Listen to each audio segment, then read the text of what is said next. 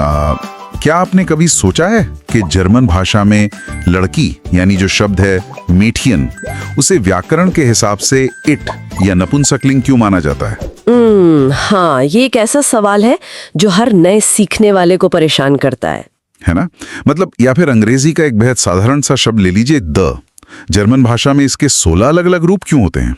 आज के इस गहन विश्लेषण में आपका स्वागत है। हाँ, और आज का हमारा विषय बहुत ही दिलचस्प है। बिल्कुल। आज हम एक जर्मन ग्रामर चीट शीट को डिकोड करने वाले हैं। हमारा उद्देश्य सिर्फ नियमों को पढ़ना नहीं है, बल्कि ये समझना है कि जर्मन भाषा का ये पूरा तंत्र, ये जो सिस्टम है, वो आखिर काम कैसे करता है। एकदम सही कहा आपने। तो ठीक है, चलिए इसे विस्तार से समझते हैं, क्योंकि बाहर से देखने पर ना जर्मन व्याकरण किसी भूल भुलैया जैसा लग सकता है। लेकिन इस एक पन्ने की चीट शीट ने एक बात साफ कर दी है कि अगर आप इसका लॉजिक पकड़ लें तो ये पूरी तरह से एक गणितीय फॉर्मूले की तरह काम करता है। ये बिल्कुल सच है। मतलब जर्मन भाषा की सबसे बड़ी खूबी यही है कि ये रैंडम नहीं है। देखिए, जो बात लोगों को सबसे ज्यादा डराती है ना, वो है शब्दों का लिंग या जेंडर। हाँ, जेंडर का चक्कर तो बहुत कंफ्यूजिंग है। बिल्कुल, लोग सोचते हैं कि यार हर एक शब्द का लिंग रटना पड़ेगा, लेकिन यहीं पर लोग व्याकरणिक लिंग यानी ग्रामेटिकल जेंडर और जैविक लिंग बायोलॉजिकल जेंडर के बीच कंफ्यूज हो जाते हैं। एक सेकंड रुकिए, तो इसका मतलब है कि व्याकरण का लिंग असल जिंदगी के लिंग से अलग होता है? 100% अलग होता है। हमारी चीट शीट में एक कॉमन एंडिंग्स का सेक्शन है जो इसका सबसे बड़ा सबूत है। अच्छा। हाँ, ये चीट शीट बताती है कि शब्द का लिंग उसके अर्थ से नहीं, बल्कि उसके अंत में लगने वाले अक्षरों से यानी सफिक्स से तय होता है। कैसे, थोड़ा समझाएंगी? जैसे कि जिस भी शब्द के अंत में चेन लगता है, CHEN, वो जर्मन में हमेशा न्यूटर यानी नपुंसकलिंग बन जाता है। चेन का मतलब होता है किसी चीज का छोटा या प्यारा रूप। अरे हाँ, जैसे मेडचिन। बिल्कुल। इसलिए जब हम मेडचिन बोलते हैं, जिसका मतलब लड़की होता है, तो व्याकरण के नियम के अनुसार वो न्यूटर कैटेगरी में चला जाता है, भले ही असल जिंदगी में वो फेमिनिन हो। ये नियम बायोलॉजी को पूरी तरह से ओवरराइड कर देता है। अरे वाह, ये तो सच में दिमाग खोल देने वाली बात है। मतलब ये डिक्शनरी रटने का खेल नहीं है, बल्कि सिर्फ पैटर्न पहचानने का खेल है। बिल्कुल, आपको बस शब्दों के अंत को देखना है। अगर किसी शब्द के अंत में अंग या हाइट आ रहा है, तो चीट शीट के अनुसार वो निश्चित रूप से फेमिनिन यानी स्त्रीलिंग होगा। जैसे द फ्राइहाइट, जिसका मतलब आजादी होता है। एकदम सही उदाहरण। फ्राइहाइट के अंत में हाइट है तो वो फेमिनिन हो गया। आपको बस इन पैटर्न्स को दिमाग में बैठाना है, पूरी डिक्शनरी का रट्टा मारने की कोई जरूरत नहीं है। खैर ठीक है, तो हमने अपने वाक्यों के एक्टर्स यानी संज्ञा को चुन लिया और प्रत्ययों को देखकर उन्हें लिंग के हिसाब से उनका कॉस्ट्यूम भी पहना दिया। हाँ बिल्कुल। को धक्का दिया तो सुनने वाले को कैसे पता चलेगा कि किसने किसको धक्का दिया? बहुत ही बढ़िया सवाल है, और यहीं पर हमारी चीट शीट का अगला हिस्सा काम आता है, द आर्टिकल मैट्रिक्स, या जिसे हम केसेस कहते हैं। यहाँ बात सच में बहुत दिलचस्प हो जाती है। हाँ, क्योंकि यही वो जगह है जहाँ जर्मन भाषा अंग्रेजी से बिल्कुल अलग रास्ता अपनाती है। देखिए, अंग्रेजी में हमें वाक्यों का अर्थ समझने के लिए वर्ड ऑर्डर यानी शब्दों के क्रम पर निर्भर रहना पड़ता है। हाँ, मतलब जो शब्द जहां है उसी से मतलब निकलता है। बिल्कुल। अगर आप कहें the dog bit the man, तो मतलब साफ है कि कुत्ते ने काटा। लेकिन अगर आप शब्दों की जगह बदल दें और कहें the man bit the dog, तो पूरी कहानी ही पलट जाती है। हाँ, क्योंकि अंग्रेजी में जो शब्द पहले आता है ज्यादातर वही काम कर रहा होता है। सही कहा। लेकिन जर्मन भाषा आपको शब्दों का क्रम बदलने की पूरी आजादी देती है। आप शब्दों को किसी भी क्रम में रख सकते हैं, फिर भी सुनने वाले को पता होगा कि कुत्ता कौन है और इंसान कौन। और ये जादू होता कैसे है? ये जादू होता है केसेस की वजह से। नॉमिनेटिव, एक्यूजेटिव, डेटिव और जेनेटिव। जर्मन में जो आर्टिकल्स होते हैं ना, जैसे अंग्रेजी में द होता है, वे वाक्य में अपनी भूमिका के अनुसार अपना रूप बदल लेते हैं। मैंने पहले भी कहीं पढ़ा था कि जर्मन आर्टिकल्स बिल्कुल एक गिरगिट की तरह होते हैं। बिल्कुल सटीक उपमा है ये। हाँ, तो चीट शीट का मैट्रिक्स दिखाता है कि नॉमिनेटिव केस में, यानी जब संज्ञा खुद कोई काम कर रही हो, वो सब्जेक्ट हो, तब पुल्लिंग यानी मैस्कुलाइन के लिए डेर, नपुंसकलिंग के लिए दास, स्त्रीलिंग के लिए डी और बहुवचन के लिए डी का इस्तेमाल होता है। एकदम सही। लेकिन जैसे ही हम एक्यूजेटिव केस में जाते हैं, मतलब जब किसी वस्तु या व्यक्ति पर सीधा काम हो रहा हो, जिसे हम डायरेक्ट ऑब्जेक्ट कहते हैं, तो ये गिरगिट रंग बदलता है। डेर बदलकर डेन हो जाता है। बाकी सब दास, डी बिल्कुल वैसे ही रहते हैं। तो अगर मैं किसी वाक्य में डेन सुनता हूं तो मेरे दिमाग को तुरंत पता चल जाना चाहिए कि अच्छा, इस मैस्कुलिन चीज पर कोई एक्शन हो रहा है। बिल्कुल। ये तो काफी एफिशिएंट है। लेकिन एक सेकंड रुकिए, क्या हुआ? मैं इस चीट शीट के डेटिव केस वाले हिस्से को देख रहा हूं। डेटिव मतलब इनडायरेक्ट ऑब्जेक्ट, है ना? हाँ बिल्कुल, डेटिव मतलब इनडायरेक्ट ऑब्जेक्ट। तो डेटिव की लाइन में मैस्कुलिन और न्यूटर दोनों देम बन जाते हैं। यहां तक तो ठीक है, पल्ले पड़ रहा है। लेकिन ये क्या है? फेमिनिन शब्द जो नॉमिनेटिव में दी था वो डेटिव में देर बन गया है। हाँ, वो देर बन जाता है। और बहुवचन भी देन बन गया है। क्या ये कोई मजाक है? डेर तो मैस्कुलिन का शब्द है ना? अगर फेमिनिन शब्द के आगे डेर लग जाए तो क्या इससे पूरी तरह अफरा तफरी नहीं मचेगी? मैं समझ सकती हूँ। पहली नजर में ये सच में किसी को भी पागल कर सकता है। ऐसा लगता है जैसे सारे नियम टूट गए हों। हाँ, मतलब ये तो कंफ्यूजन पैदा करेगा ना? नहीं, बिल्कुल नहीं। अगर हम इसके पीछे की इंजीनियरिंग समझे ना, तो ये बहुत स्पष्ट है। देखिए, डेटिव केस का मतलब है रिसीवर या प्राप्तकर्ता। इसे एक उदाहरण से समझते हैं। मान लीजिए मैं टीचर को एक सेब दे रही हूँ। ठीक है। यहाँ सेब एक्यूजेटिव है क्योंकि वो दिया जा रहा है, वो डायरेक्ट ऑब्जेक्ट है। लेकिन टीचर डेटिव है क्योंकि वो उस सेब को रिसीव कर रही है, वो इनडायरेक्ट ऑब्जेक्ट है। तो अगर टीचर फेमिनिन है तो हम दी लेयरिन की जगह डेयर लेयरिन कहनी। एकदम सही पकड़े। जब जर्मन भाषा बोलने वाला कोई व्यक्ति वाक्य में क्रिया के साथ डेटिव स्ट्रक्चर का इस्तेमाल करता है, तो वो डेर सुनकर ये नहीं सोचता कि अरे टीचर अचानक मस्कुलिन हो गई। अच्छा, तो वो क्या सोचता है? उसका दिमाग तुरंत समझ जाता है कि ये डेर यहाँ डेटिव केस का सिग्नल है। ये बता रहा है कि टीचर यहाँ काम नहीं कर रही हैं, बल्कि वो सेब रिसीव कर रही हैं। संदर्भ और क्रिया मिलकर सारा कंफ्यूजन तुरंत दूर कर देते हैं। ओहो, मतलब ये एक तरह का ट्रैफिक सिग्नल है जो बताता है कि वाक्य किस दिशा में जा रहा है। बिल्कुल। और फिर एक जेनेटिव केस भी है जो पोजेशन या संबंध दिखाता है, ओनरशिप। इसमें मैस्कुलिन और न्यूटर डेज बन जाते हैं और फेमिनिन और प्लूरल डेर रहते हैं। कुल मिलाकर अगर देखा जाए तो त बोलने के 16 अलग अलग तरीके बन जाते हैं इस ग्रिड में। हाँ, और मजे की बात यह है कि चीट शीट के अनुसार अनबेस्टेम्टे आर्टिकल यानी इनडेफिनिट आर्टिकल्स जैसे अंग्रेजी के ए या एन, वे भी बिल्कुल इसी ग्रेड की तरह काम करते हैं। क्या बात कर रही हैं? हाँ, आइन भी डेटिव में आइनम बन जाता है मैस्कुलिन के लिए और आइनर बन जाता है फेमिनिन के लिए। ये एक मास्टर पैटर्न है जो पूरी भाषा में हर जगह लागू होता है। चलिए ठीक है, संज्ञा और आर्टिकल्स के इस पूरे मैट्रिक्स को समझने के बाद भाषा को थोड़ा और स्वाभाविक बनाने के लिए हमें सर्वनामों की ओर बढ़ना होगा, जिसे प्रोनाउंस कहते हैं। हाँ, क्योंकि हम हर बार तो नाम लेकर बात नहीं कर सकते ना। बिल्कुल नहीं। चीट शीट में सर्वनामों का तो एक पूरा ब्रह्मांड ही दिया गया है। और यहाँ जो बात सबसे आकर्षक है ना, वो ये है कि जर्मन में सर्वनाम भी उसी केसेस वाले सिस्टम से बंधे हुए हैं। सबसे पहले पर्सनल प्रोनाउन आते हैं, जैसे इश यानी मैं, दू यानी तुम, एयर यानी वह, जी, इज वगैरह। ये भी इस बात पर निर्भर करते हैं कि वाक्य में उनका रोल क्या है। तो इसका मतलब है कि इश हमेशा इश नहीं रहता? बिल्कुल नहीं। देखिए, अगर आप खुद कुछ कर रहे हैं तो आप इश हैं, यानी नॉमिनेटिव। अगर कोई आपको देख रहा है तो आप ऑब्जेक्ट बन गए, तो इश बदलकर मिश हो जाएगा, यानी अक्यूजेटिव।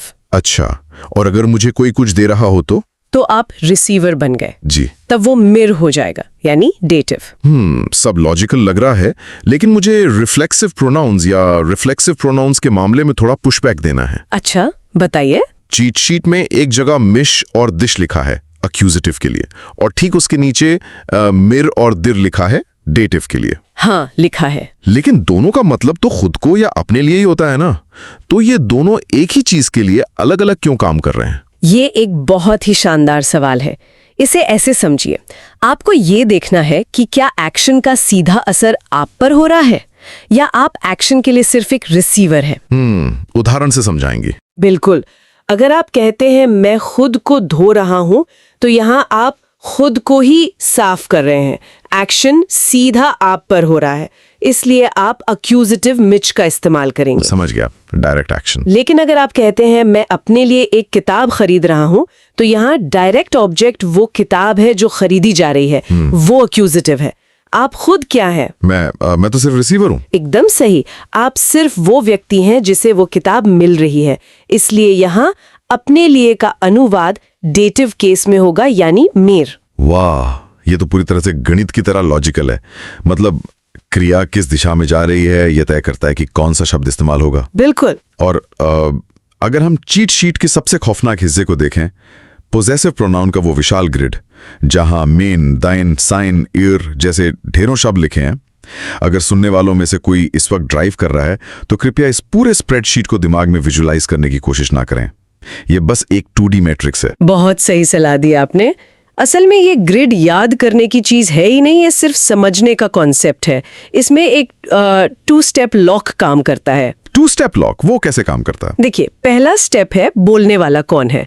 अगर मैं बोल रही हूं तो बेस वर्ड माइन यानी मेरा होगा। अगर तुम बोल रहे हो तो दाइन यानी तुम्हारा होगा। ये हो गया पहला लॉक। ठीक है, पहला लॉक सेट हो गया। अब दूसरा स्टेप, जो वस्तु है, जो ऑब्जेक्ट है, उसका लिंग क्या है और वाक्य में उसका केस क्या है। तो अगर मान लीजिए मैं एक सेब खा रहा हूँ, सेब मैस्कुलिन है और मैं उसे खा रहा हूँ, तो वो एक्यूजेटिव हो गया। हाँ। तो सेब क्योंकि एक्यूजेटिव मैस्कुलिन है, उसे दिन की तरह इन एंडिंग चाहिए, इसलिए मेरा माइन बदलकर माइन इन हो जाएगा, माइन इन एप्पल। अगर इस 2 स्टेप लॉक को, यानी मालिक कौन है और वस्तु की स्थिति क्या है, इसको स्वीकार कर लेता है ना, तो ये ग्रिड आपके लिए रट्टा मारने की चीज नहीं रहता, ये एक मस्क्यूलर मेमोरी बन जाता है। क्या बात है।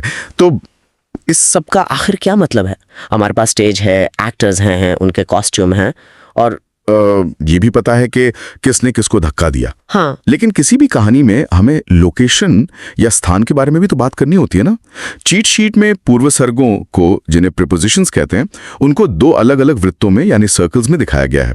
एक के ऊपर लिखा है अकुजाटिव वोहिन, मतलब कहां को, और दूसरे पर दातिव वो, मतलब कहां।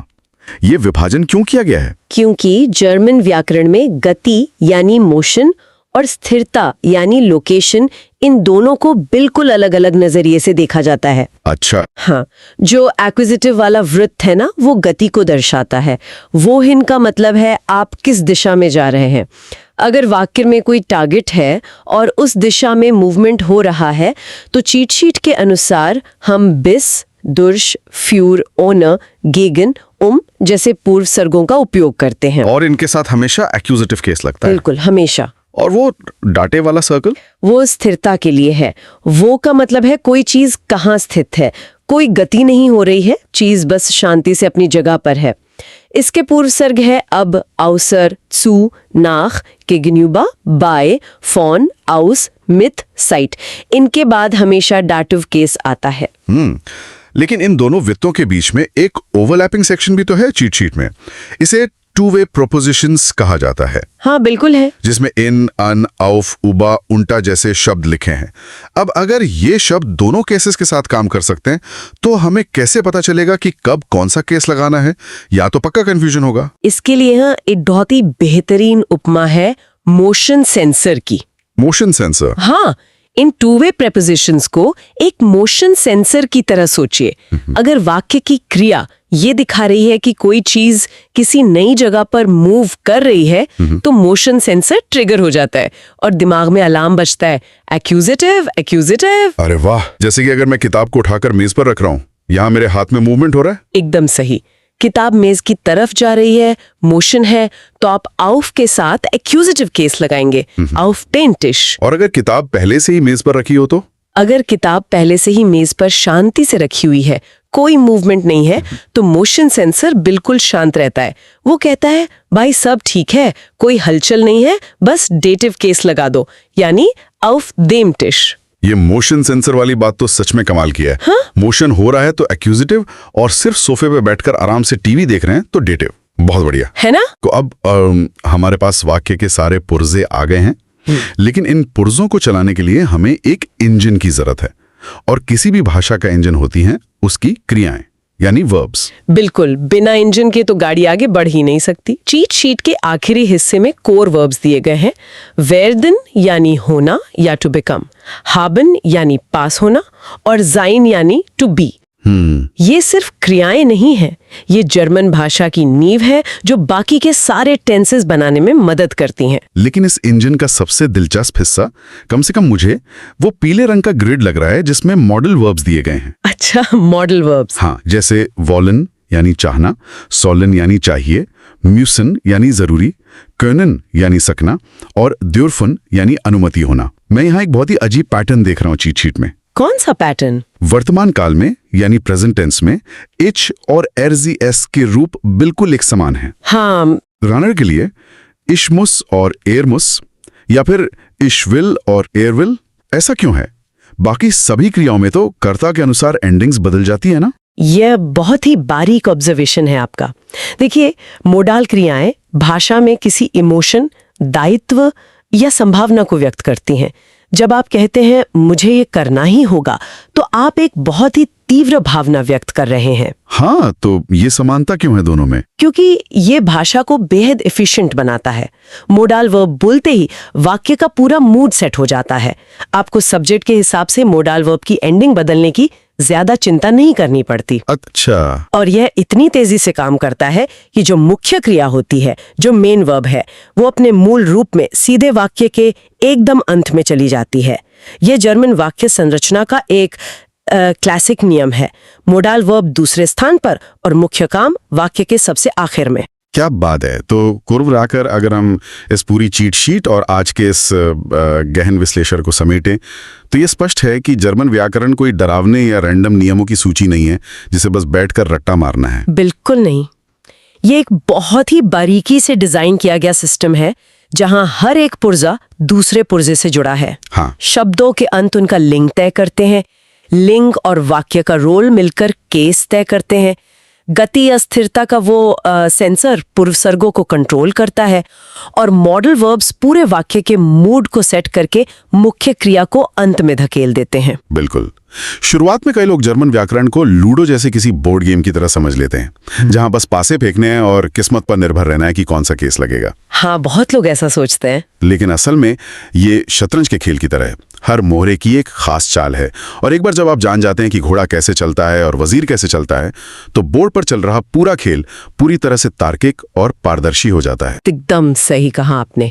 एक ऐसा शतरंज का खेल जहां हर नियम का एक ठोस कारण मौजूद है। बिल्कुल। और इस चर्चा को समाप्त करने से पहले सुनने वालों के लिए मैं सोचने के लिए एक गहरा विचार छोड़ना चाहूंगा। जी, बताइए। यदि जर्मन जैसी भाषा को सीखना गणितीय पैटर्न, 2 स्टेप लॉक मैट्रिक्स और मोशन सेंसर जैसे लॉजिक पर इतना अधिक निर्भर करता है, तो क्या एक ऐसी अत्यधिक तार्किक और गणितीय भाषा बोलना वास्तव में इस बात को बदल देता है कि हमारा मस्तिष्क दुनिया को कैसे वर्गीकृत करता है? ये सोचने वाली बात है ना? जब आप हर वस्तु को एक लिंग देते हैं और हर एक्शन को दिशा या स्थिरता के खांचे में फिट करते हैं, तो क्या भाषा का ये ढांचा हमारे दुनिया को देखने के नजरिए को भी हमेशा के लिए बदल देता है? बहुत ही गहरा सवाल है। ये एक ऐसा विचार है जिसे हम यहीं छोड़ रहे हैं ताकि सुनने वाले खुद इस पर विचार करें। इस गहन विश्लेषण में हमारे साथ जुड़ने के लिए बहुत बहुत धन्यवाद।